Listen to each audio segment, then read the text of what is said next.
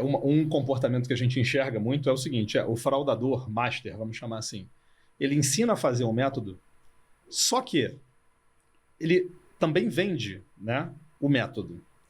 E quando a gente descobre... É um franqueador de fraude. É um franqueador de fraude. Quando a gente descobre o método dele ao longo do curso, né, da perpetração da fraude, e a gente bloqueia aquilo, obviamente, a gente bloqueia todos os saldos de todas as contas identificadas ali como fraudadoras. E aí que o usuário semi-fraudador, ou vamos chamar que era legítimo, exatamente, o aluno que foi cooptado a fazer aquela fraude com promessa de ganho rápido, acaba perdendo um dinheiro que eventualmente não esperava perder, porque ele entendeu, deu como certo que iria ganhar aquele dinheiro ali sendo oferecido pelo fraudador, entendeu? Então, assim, enfim, para o público, obviamente, que não é da nossa indústria, do público amplo que está assistindo a gente, assim, cuidado, porque não existe fraude garantida. Eu vou desenhar um paralelo, porque eles vêm e reclamam depois. Exatamente. Exato. E eu desenho um paralelo bem fácil para quem não é da indústria entender.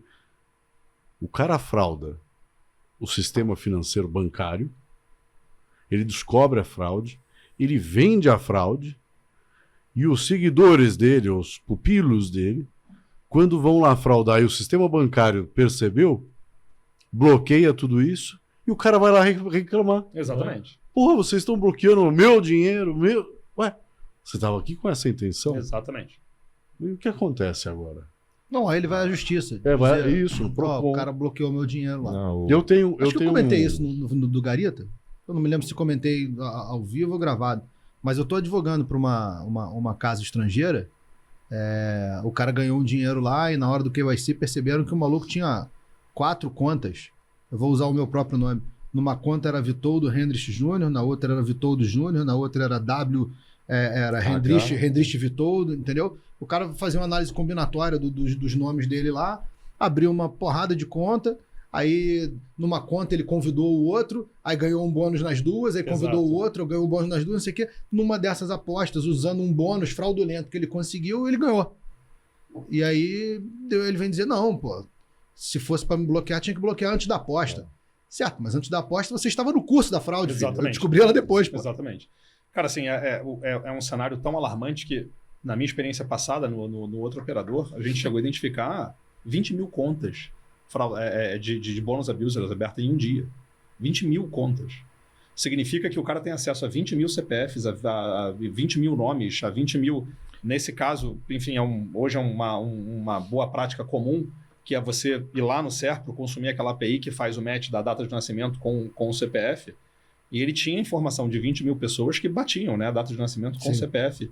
E aí o pessoal fala, como é que a gente vai resolver? Eu falo, pô, desculpa, mas assim, quem consegue ter acesso a 20 mil CPFs que dão match com a data de nascimento e conseguir abrir todas essas contas em um dia, a gente está lidando com uma quadrilha profissional. Então não é mais um menino que está ali, enfim, que se seduziu ali pela promessa de ganho rápido e acabou vindo tentar explorar alguma fraqueza, entendeu? Que ganhou 10, 15 contas. Exatamente, já é uma... Olha, que beleza. Olha lá.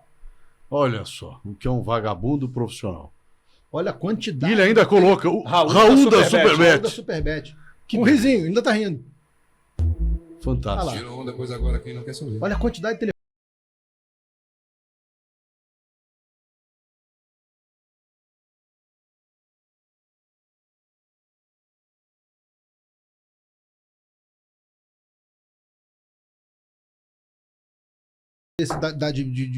de prejuízo, não sei se é um número que você pode falar. Uma estimativa geral. Cara, uma conta de bônus abuser médio dá alguma coisa próximo de uns 13 euros de prejuízo. Para deixar bem claro para a audiência, o que ele está fazendo com esse tanto de celular? Bom ponto. Contextualizar a verdade, qual que é o... Às vezes para a gente é óbvio de olhar. Verdade. Qual que é a fraude que ele executa? Ele abre múltiplas contas e ele utiliza de um mecanismo de apostas contraditórias, né, para fazer o rollover, que a gente chama, então, que é o volume mínimo de apostas que você tem, para transformar o bônus em dinheiro real. E aí ele transforma o bônus dele em dinheiro real e saca. Tipo, o cara aposta na vitória e na derrota para poder nunca perder dinheiro. Exatamente. E aí, com isso, consegue atingir o volume de apostas, enfim, mínimos e liberar o bônus, né? Então, a gente oferece lá R$500 de bônus no primeiro depósito, ele desbloqueia esse bônus, transforma ele em dinheiro real, então ele depositou 500, saca 1.000, entendeu? É mais ou menos a fraude que ele tenta fazer. Nem todos conseguem, porque, obviamente, não só a Superbet, mas todos os operadores hoje do Brasil, pelo menos os que oferecem bônus, têm lá suas políticas de prevenção à fraude que vão aprimorando a cada dia. E é quando acontece o fato da gente conseguir identificar um padrão de fraude de manhã, implementar uma nova política de manhã para tarde, e na hora que a gente implementa, a gente pega lá, sei lá, 500 pessoas, 100 pessoas tentando executar a fraude no mês. Exatamente. Dentro do... enfim, dentro daquele espaço de tempo ali, a gente acaba fazendo a retenção dos fundos. Verdadeira corrida. Exatamente. É uma corrida, exatamente. Exatamente. Que situação, né? Alarmante. Quer dizer, um cara desse dá R$13 de prejuízo. Euros. 13 euros euros. De prejuízo. Tá falando aí de uns R$70 mais ou menos. Exato. Né? Com a regulamentação, poderá a indústria combater isso junto com o auxílio das autoridades, como faria um banco, por exemplo? Eu espero que sim. Eu espero que sim. Deve E acontecer, uma coisa que eu enfim, converso muito, obviamente, acabo circulando muito em diversas áreas, e estava falando com uma pessoa sobre match fixing, né? Sobre combinação de resultados. E aí me foi feita uma pergunta que foi, Alexandre, mas por que os operadores eles nunca atuaram na prevenção a combinação de resultado? Eu falo, porque não tem um canal. Porque não tem um canal. O que eu vou fazer? Eu vou pegar o meu advogado, vou voar ele de Londres para o Brasil para entrar numa delegacia, abrir uma queixa de match fixing com base em provas que, enfim, eu tenho, mas que são de uso, enfim, restrito, privado. Que ocorreram offshore também. Que ocorreram offshore. E que estrutura que as forças de segurança têm para investigar e punir, né? aquele criminoso. E aí, numa outra conversa, me perguntaram qual você acha que pode ser a maior contribuição da CPI para combater esse tipo de prática. Eu falei, criar a estrutura de segurança pública própria para o recebimento da denúncia e prossecução penal dela. Né? Então, você recebe a denúncia, investiga, indicia e segue com o trâmite judicial para conseguir punir, enfim, seja o jogador, seja o apostador, seja o dirigente, enfim, seja quem for que esteja envolvido ali, mas, e para deixar claro, o operador é o menos interessado na combinação de resultados. Claro, o mais prejudicado, exatamente. E já era o que mais ajudava. Exato. Porque as ferramentas de monitoramento, elas enxergam o trading do mercado que é oferecido pelos próprios operadores. Exato.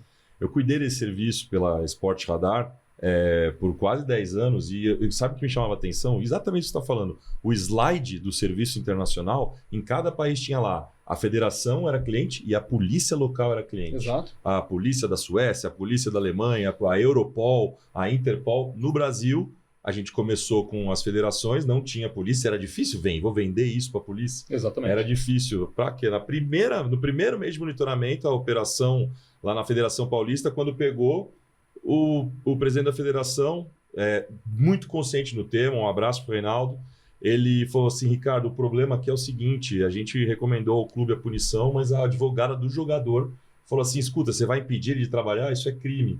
Entendeu? Então, porque não se reconhecia o sistema punitivo, não reconhecia aquilo como uma prova e aquilo como um crime. Exato. Então, você vai fazer o quê? Você vai falar que ele não pode jogar porque ele cometeu uma falta? Você está impedindo o meu cliente de jogar, eu vou te processar por impedimento de trabalho. Que na visão dela é uma falta desportiva, né?